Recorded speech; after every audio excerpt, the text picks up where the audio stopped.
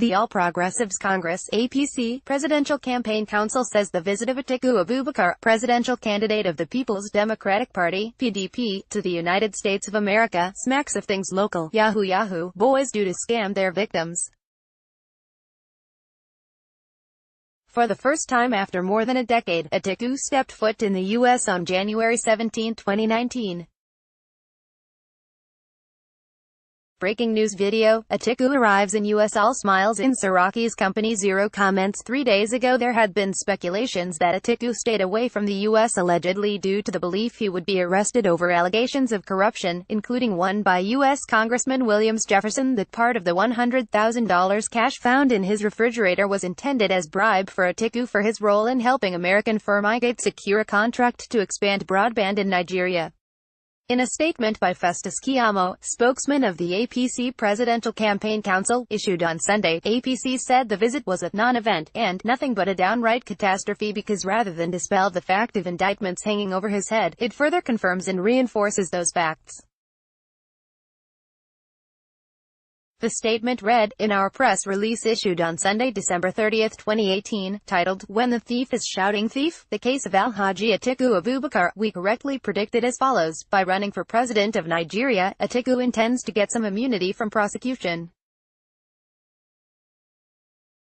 Already he is hoping to obtain a visa to visit the U.S. as a guest of the State Department, a concession that the U.S. will grant to a presidential candidate of Africa's biggest nation. Therefore, we were not surprised by his visit to the U.S. For us, this visit is really a non-event considering the issues involved in the forthcoming election. However, we have bad news for those who think this is a momentous event for Atiku Abubakar. The visit was nothing but a downright catastrophe because rather than dispel the fact of indictments hanging over his head, it further confirms and reinforces those facts for the following reasons. The visit had all the trappings of a fugitive sneaking into America under a special diplomatic waiver. For the candidate of the major opposition party in Nigeria, it is an absolute disaster that the visit was not announced ahead of time in Nigeria, with his programs and itinerary clearly spelled out, the decent and customary minimum standard of such visits. This culminated in his close aides issuing conflicting statements about the visit when he was already on his way there. In fact, one of them, called Paul Ibe, actually spoke to the press that his principal was nowhere near America. Such was the secrecy of the planning and execution of that visit. It is shameful that a presidential candidate of a major opposition party in Africa's most populous country would visit America, and the international press was kept in the dark. There was no single press conference with the array of international media and correspondence required for such high-profile visit.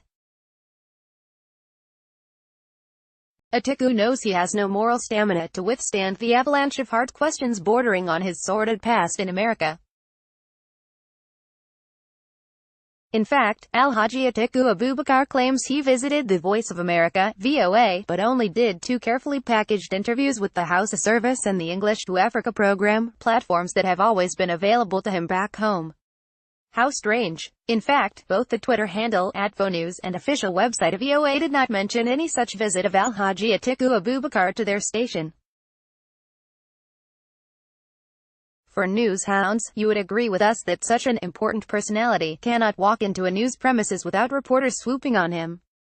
Whatever he went to do in the premises of the VOA must have been a carefully arranged private visit for the photo ops, which was intended to scam Nigerians. What more evidence do we need of a sneak-in, sneak-out arrangement than this, targeting in particular the Get Nigeria Working Aga and mantra of the PDP? APC berated Atiku on various claims, including that of meeting U.S. government officials. According to Keyamo, Atiku only met with someone who is the equivalent of a House of Representatives member, noting that the visit has done nothing but to expose him for the questionable character he is. The statement continued, for a candidate who claims he wants to get Nigeria working again, a meaningless phrase, to sneak into America without meeting major players in private businesses is a curiosity and an indication that we are dealing with a candidate with a dodgy and questionable character. He claims he went to the U.S. Chamber of Commerce, which is supposed to be a business federation. Again, the Twitter handle @US Chamber and the website of the organization make no mention of the visit of such an important personality to them. Maybe their famous American lobbyist on a salary of $9 million per month can help them do something about this after this press statement. It is also an anomaly that the candidate of the major opposition party in Nigeria sneaked into America and did not meet large sections of political leaders of similar ideologies and persuasions towards which he claims to be inclined. For all his claim to be going to America to meet U.S. government officials, he only succeeded in meeting a certain Congressman Smith, who is the equivalent of a member of the House of Representatives in Nigeria. You would agree with us that as dignified and respected as the office of a member of the House of Representatives is, an important personality cannot come to Nigeria on an official visit and claim he has met the Nigerian government officials after he pays a private visit to that member. For all we know, the Congressman Smith may just be a private friend of Dr. Bukola Saraki or Alhaji Atiku Abubakar.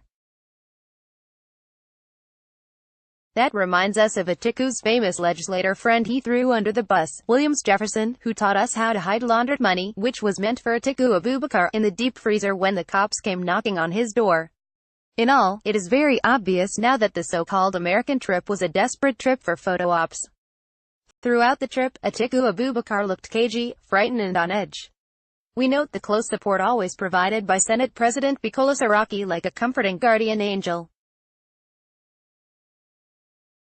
The visit and arrangements smack of things local Yahoo Yahoo boys do to scam their victims.